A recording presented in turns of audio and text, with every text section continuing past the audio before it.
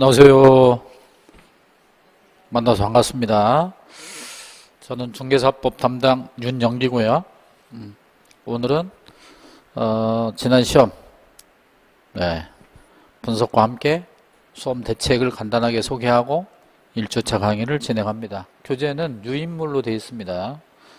유인물에 페이지 나와 있나요? 밑에 그거를 참고하시면서 진행을 하겠습니다. 출제 경향이라든가 수험 대책 등에 대해서는 자료가 따로 있지 않으니까 자료를 보지 않아도 돼요. 자,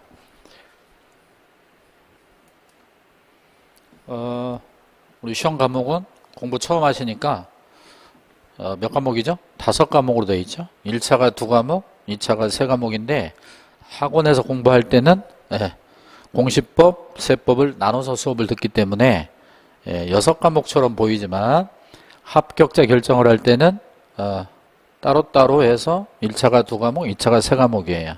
그러니까 한 과목처럼 되어 있는 거죠. 수업만 2개로 나눠서 듣는 거고요. 이 5과목의 특징을 간단하게 보시면 여기는 학문이라고 학자가 들어있습니다. 그런데 나머지 여기는 다 법이라는 말이 들어가 있죠. 여기도 민법, 여기도 중개사법, 여기도 법, 여기도 법, 여기도 법이니까 여러분이 이제 중개사 공부를 한다는 얘기는 법을 공부한다 이렇게 보시면 돼요. 1차 과목이 2과목이고 2차 과목이 공법이 있어요. 요렇게 3과목이 비중이 좀 높습니다. 양이 많고 그 다음에 요 과목, 그 다음에 여기는 쪼개져 있으니까 비중이 좀 약하죠. 합치면 비중이 높아요. 갑, 물, 병이 각각 이제 시험을 봐서 득점을 한 상황을 간단하게 소개하겠습니다. 갑이라는 사람은 1차가 70점, 2차가 70점. 2차 과목은 3과목이니까 과락이 없어야 됩니다. 40점 이상이어야 되고 평균 60 이상이면 합격인데 이 사람은 이제 정확하게 합격을 했죠. 적당한 점수로.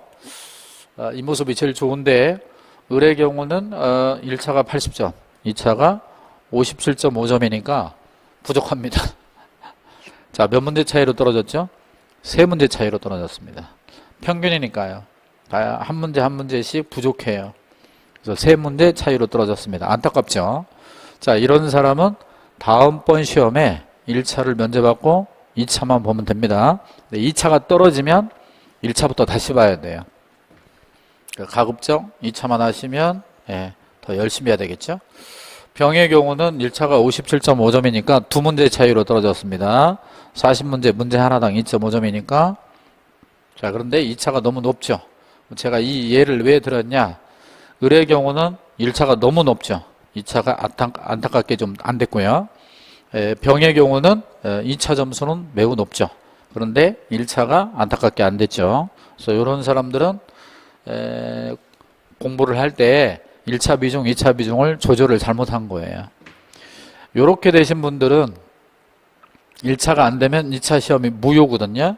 따라서 다음번 시험에 1차부터 다시 봐야 돼요. 아무튼 갑을 본받아야 되겠다 그런 얘기죠. 합격자의 결정 방법은 아실 수 있습니다만 1차는 언제나 절대평가, 과락 없이 평균 60 이상이어야 되고 2차도 원칙은 절대평가, 과락 없이 평균 60 이상이어야 됩니다. 다만 2차의 경우는 예외적으로 상대평가할 수 있어요. 그러니까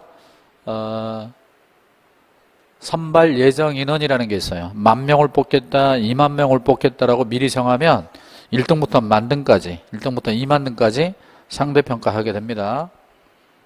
예외적인 상황이에요. 지금 하고 있지는 않습니다. 지금 현재는 다 1, 2차를 절대평가하고 있죠.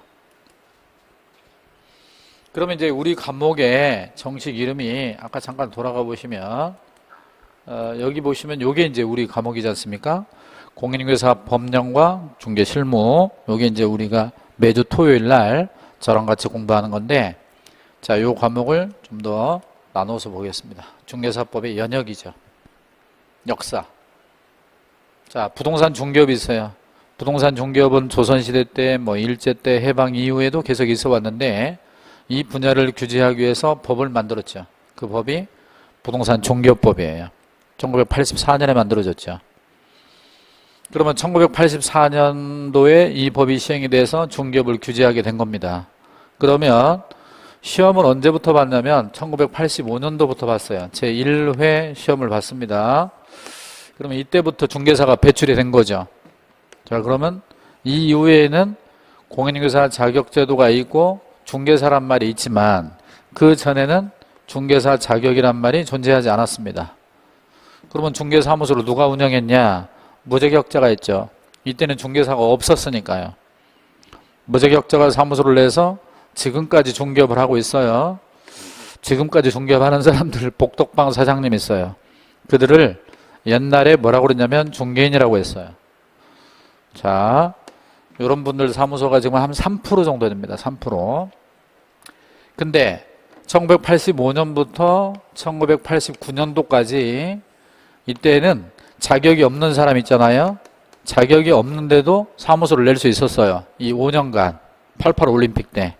그래서 이때 자격 없이 사무소 내에서 현재까지 중개업하는 사람들, 이 사람들을 중개인이라고 불러요. 나중에 정식 용어를 제가 말씀드립니다. 자, 이분들이 한 3% 정도 되는데 되게 중개사무소 간판에 부동산이라고만 써져 있어요. 공인중개라는 말을 못 쓰니까. 그러면 이제 이때 이후부터는 자격증 있는 사람도 창업을 하고, 그리고 89년도 이후에는 자격증 있는 사람만 창업을 할 수 있게 된 거예요. 이게 지금까지 온 겁니다. 그러면 이때 당시에는 자격증 없는 사장님들이 많았죠. 엄청나게. 근데 이때부터는 자격증 있는 사람도 창업을 자꾸 하니까 어때요? 자격증 없는 복덕방 사장님은 숫자가 줄고 이제 중개사 출신들이 점점 숫자가 많아진 거예요.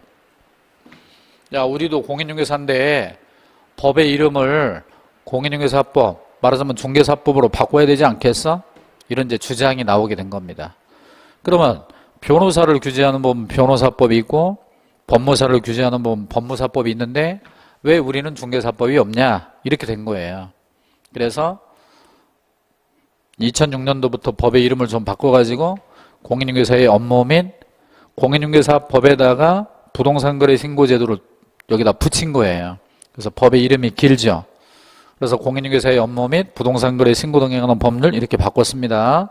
근데 여기가 나중에 쪼개져요. 이렇게 두 개로. 그래서 앞부분만 따로 이제 정하게 되는데 그게 이제 2017년도부터 공인중개사법이 된 거예요.